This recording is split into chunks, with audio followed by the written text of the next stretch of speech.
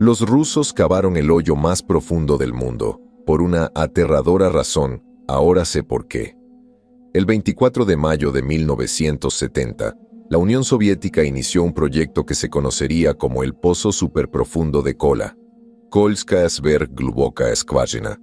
Aunque hace tiempo que se abandonó, el pozo todavía existe hoy en día y mide unos 40.000 pies de profundidad. Ya sea por motivos de investigación o por cualquier otra afirmación que se haya hecho, el pozo de Kola no es el único caso en el que Rusia cavó más de lo debido, y todavía hoy se pueden encontrar varios agujeros sin protección en el desolado desierto ruso. El mayor error de mi vida fue caer en uno de estos agujeros. Hace un año, mi trabajo me llevó a un pequeño pueblo pesquero ruso situado en Siberia. Es un lugar diminuto, poblado por no más de 200 personas, la mayoría pescadores o cazadores. No era la primera vez que mi condición de científico me llevaba a situaciones extrañas. Soy geólogo, lo cual no es importante para el propósito de esta historia, pero tengo experiencia en operaciones de búsqueda y rescate en mi país, Estados Unidos. Mis conocimientos de ruso no eran del todo satisfactorios y, teniendo en cuenta que solo 2 personas, además de mi equipo, hablaban inglés en el pueblo, fue un desafío, por decirlo menos. Sin embargo, con el espíritu adecuado y la voluntad de compartir una botella de vodka, eran algunas de las personas más amigables que había conocido en toda mi vida. Disfruté especialmente de la compañía del único oficial de policía del pueblo, Vadim, que hablaba al menos un nivel básico de inglés. Su trabajo consistía principalmente en acompañar a la gente a sus casas después de haber bebido demasiado, aunque muchas veces él participaba en la bebida en lugar de dejar de beber. No hace falta decir que rápidamente nos hicimos buenos amigos. Nos divertimos bastante en un mundo tan extraño, aislado de la civilización. Al menos, así fue hasta el 9º mes de nuestro despliegue. Una de las hijas de 7 años de un vecino había desaparecido. Su nombre era Daria y había estado jugando con sus amigos en un viejo edificio abandonado que se creía que era un silo de la era soviética. Toda la estructura había estado cerrada y olvidada durante casi 40 años, pero a los niños les encantaba pasar el rato en esa zona. Ese día en particular, el silo estaba abierto. Las puertas estaban derribadas y se descubrió una gran sala llena de equipo antiguo y un gran agujero oscuro en el centro. El agujero medía unos 15 metros de diámetro y se desconocía su profundidad. En el centro del agujero había una plataforma elevadora básica, como algo que se usaba para descender por minas. Todo lo que se podía ver era una oscuridad infinita que se extendía hasta el abismo, en el que Daria había caído. Inmediatamente supe en mi corazón que la caída la había matado. Una caída tan profunda, incluso si el fondo era un charco de agua, sería letal. Los otros niños insistieron en que Daria había pedido ayuda después de caer en el agujero, lo que dio falsas esperanzas a la aterrorizada madre.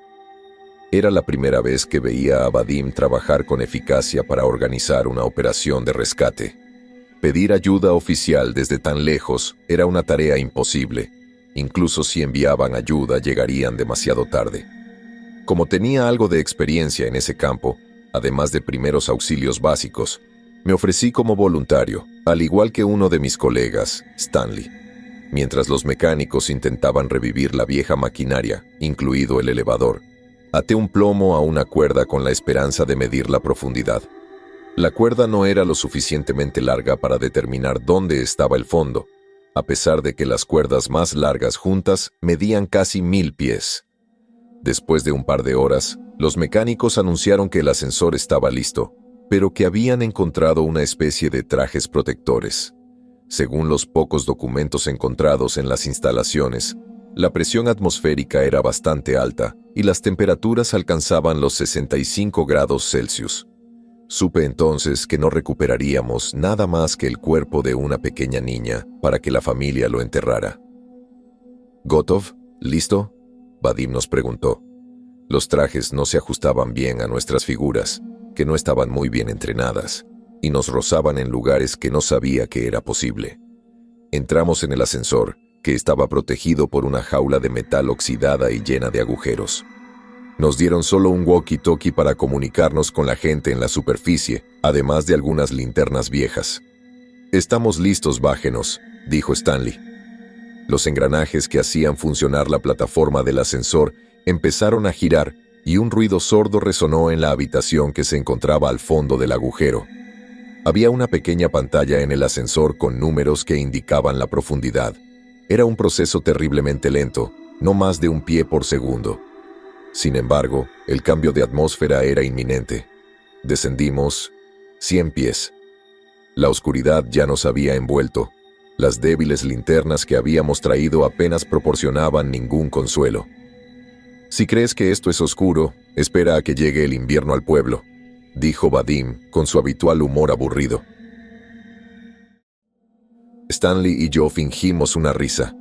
«¿Podrías comprobar si la radio funciona, Vadim?», le pregunté. «Funciona, no te preocupes», respondió. 500 pies. El walkie sonó por primera vez desde nuestro descenso hacía casi 10 minutos. El ruso era pesado y la estática lo hacía incomprensible para un novato como yo. «¿Qué fue eso, Vadim?», pregunté. «Oh, solo preguntan qué tan profundo estamos. ¿No deberíamos poder oírlos hablar? ¿Estamos a solo 500 pies de profundidad?», preguntó Stanley. «Sí, hay algo extraño aquí», dijo Vadim. Aparte del zumbido eléctrico del antiguo ascensor y el sonido de Stanley moviendo nerviosamente su peso, no podíamos oír el parloteo de la gente justo encima de nosotros. «Qué extraño», murmuró Vadim para sí mismo. Había algo extraño en Vadim. Nunca lo había visto tan preocupado. «Chicos, ¿está haciendo mucho calor aquí o solo soy yo?» «Sí, ya estoy sudando la gota gorda», respondí. 1000 pies. «Pomojite», gritó una suave voz desde las profundidades. «¿Escuchaste eso?», pregunté. «¿Escuchar qué?». Alguien pidió ayuda desde abajo. «No oigo nada». Me puse un dedo sobre los labios, haciendo un gesto de silencio mientras escuchaba atentamente. Entonces escuché la voz de nuevo. «Socorro». La misma voz, pero un poco más fuerte. Ahí estaba otra vez. «Sí, lo escuché», dijo Vadim. «Espera, ¿pidieron ayuda?». «Sí, ¿lo escuchaste también?». «Por supuesto, pero estaba en inglés». No era muy inusual que los niños aprendieran 1 o 2 palabras en inglés mientras estábamos de visita, pero no era así. No tenía sentido que una niña supiera esa palabra, no en un pequeño pueblo siberiano. Vadim llamó a la voz, pero nadie respondió. «Maldita sea. ¿Podemos hacer que esta cosa vaya más rápido?». 4000 pies. Había pasado más de 1 hora y todavía no podíamos ver el fondo. Había pasado bastante tiempo desde que escuchamos la voz y me estaba empezando a doler la cabeza por el calor. Si alguien realmente nos hubiera llamado desde abajo, ya habríamos llegado. «Chicos, veo luz», anunció Vadim. «¿De qué estás hablando?». «Luz, ahí abajo, mira». Saltó frenéticamente hacia arriba y hacia abajo, mientras señalaba hacia la oscuridad de abajo. «No hay nada ahí, Vadim», dijo Stanley. «¿Cómo es posible que no lo veas? Es tan brillante». Miré a Stanley confundida. Mi primer pensamiento fue que Vadim se estaba volviendo loco debido al calor y la oscuridad. 5000 pies. Ninguno de nosotros había dicho una sola palabra desde que Vadim nos había contado lo de la luz. Nuestro estado de ánimo estaba empeorando mucho más rápido que el ascensor, además de que mi dolor de cabeza casi me estaba matando. De repente, el ascensor se detuvo y se sacudió violentamente. Me tiró al suelo y salí al instante. Pasaron unos segundos hasta que regresé y vi a Stanley inmóvil a mi lado. Vadim, sin embargo, no estaba por ningún lado. «Stan, ¿estás bien?». Sacudí su hombro. Gruñó mientras se sentaba de nuevo. «¿Qué diablos acaba de pasar?». «No lo sé, hombre. Pero Vadim se ha ido». «¿Qué? ¿A dónde fue?». «No lo sé. Simplemente desapareció». Miramos a nuestro alrededor. No había manera de salir del ascensor, aunque había algunos agujeros en la jaula de metal que nos rodeaba. Aún así sería imposible para un hombre grande como Vadim pasar. «Oye, encontré el walkie-talkie», dijo Stanley. «Intenta llamar a la superficie». Pidió ayuda, pero solo se oía ruido. Intentamos llamar a Vadim, pero ya estaba muy lejos. El ascensor empezó a descender de nuevo. «A la mierda con esto, volvamos arriba», suplicó Stanley. Hice clic en algunos botones en el panel. «¿Cómo? Los controles están rotos, solo funcionan los de la superficie».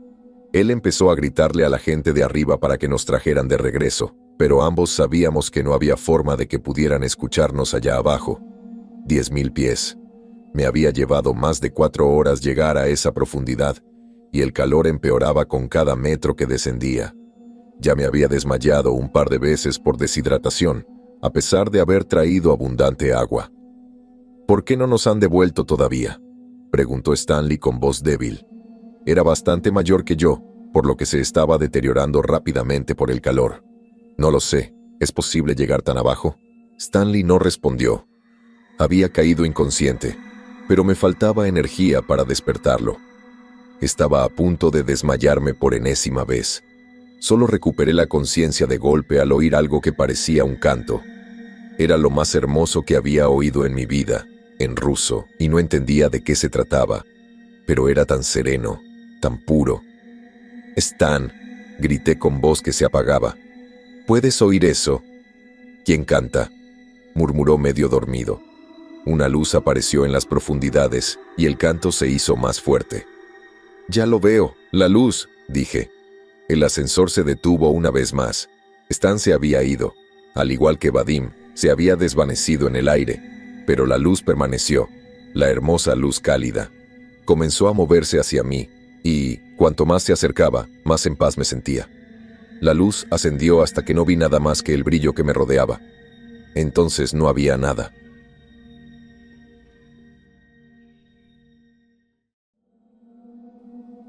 Una semana después me desperté en un hospital.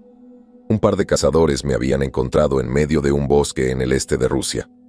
No tenía documentación ni pruebas de quién era y, como afirmaban, mi historia no cuadraba.